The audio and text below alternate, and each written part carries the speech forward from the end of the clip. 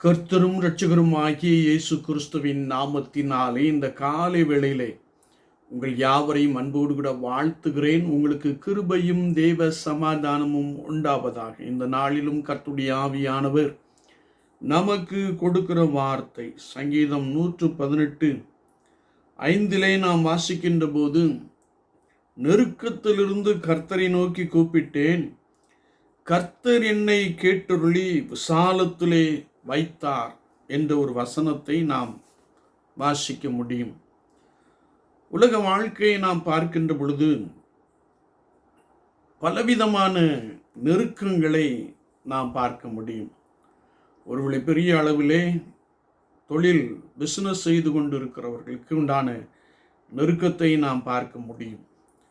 சரீர பலவீனத்தினாலே உண்டான நெருக்கங்களை நாம் பார்க்க முடியும்.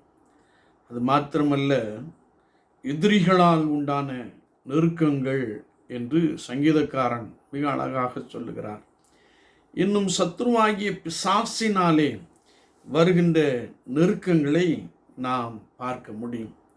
எந்த ஒரு நெருக்கமாய் காணப்பட்டாலும் அந்த நெருக்கத்தின் மத்தியிலிருந்து நாம் கர்த்தரை நோக்கி கூப்பிடுகின்ற பொழுது கர்த்தர் நம் விண்ணப்பத்தை கேட்கிறார்.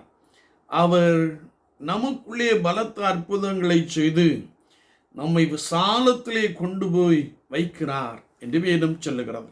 எனவேதான் 2 சாமுவேலின் புஸ்தகம் 22ஆம் அதிகாரத்திலே நாம் வாசிக்கின்ற போது சங்கீதக்காரனாகிய தாவீது சொல்லுகிறார், கர்த்தரோ எனக்கு ஆதரவாயிருந்தார்.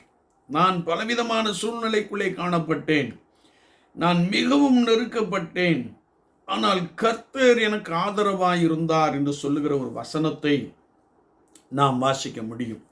என்னை கேட்டுக்கொண்டு இருக்கிற என் அன்பு சகோதரனே சகோதரியே, ஒருவேளை நீ நெருக்கத்தின் மத்தியிலே காணப்படலாம். கடன் பிரச்சனை என்ற ஒரு நெருக்கம், சரீர பலவீனத்தோடு கூட நீ போராடி கொண்டிருக்கிற ஒரு நபராய் காணப்படலாம். அல்லது ஒருவேளை எதிரிகளால் உண்டான நெருக்கத்தின் மத்தியிலே நீ புலம்பிக் கொண்டிருக்கிற ஒரு நபராய் காணப்படலாம்.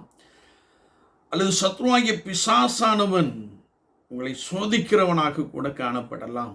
ஆனால் இவை எல்லாவற்றின் மத்தியிலும் நான் கர்த்தரை நோக்கி கூப்பிட வேண்டும் என்று வேதம் நமக்கு தெளிவாய் கற்றுக் கொடுக்கிறது. எனவே தான் சங்கீதக்காரன் சொல்லுகின்ற பொழுது அவர் ஆண்டவருடைய கிருபைகளை குறித்து பாடுகிறார், ஆண்டவருடைய செயல்பாடுகளை குறித்து சொல்லுகிறார், கர்த்தருக்கு பயப்படுகிறவர்களை குறித்து சொல்லுகிறார். சொல்லிவிட்டு சொல்லுகிறார், நெருக்கத்திலே கர்த்தரை நோக்கி கூப்பிட்டேன், கர்த்தர் என்னை கேட்டருளி விசாலத்திலே வைத்தார் என்று சொல்லுகிறார். நாமும் நம்பிக்கையோடு கூட கர்த்தரை நோக்கி கூப்பிடுவோம்.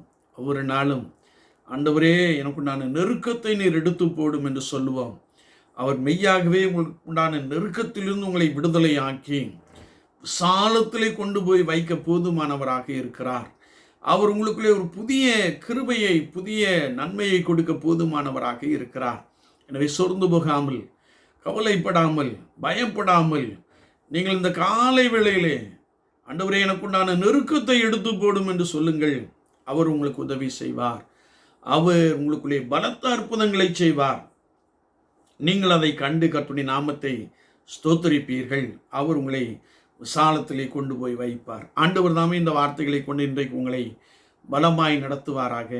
ஆமீன். நாம் ஜெபிப்போம். நேசிக்கிற நல்ல ஆண்டவரே, இந்த காலை வேளைக்காக நாங்கள் நமக்கு ஸ்தோத்திரம் செலுத்துகிறோம். இந்த காலை வேளையிலும் உடைய வார்த்தைகளை யாரெல்லாம் கவனமாய் கேட்கிறார்களோ அவர்களுக்குண்டான நெருக்கங்கள் இயேசுவின் நாமத்தினாலே நீங்கி போகட்டும். யாரெல்லாம் பலவிதமான சோதனையிலே அகப்பட்டு கொண்டு கிடக்கிறார்களோ, கடன் பிரச்சனைகளே மூழ்கி கிடக்கிறார்களோ, அவர்கள் எல்லாருடைய கடன் பிரச்சனையும் நீர் நீக்கி போட்டு ஒரு புதிய வழியை நீர் அவர்களுக்கு காண்பித்து அவர்களை விசாலத்திலே வைக்கும்படியாய் அடியேன் ஜெபிக்கிறேன்.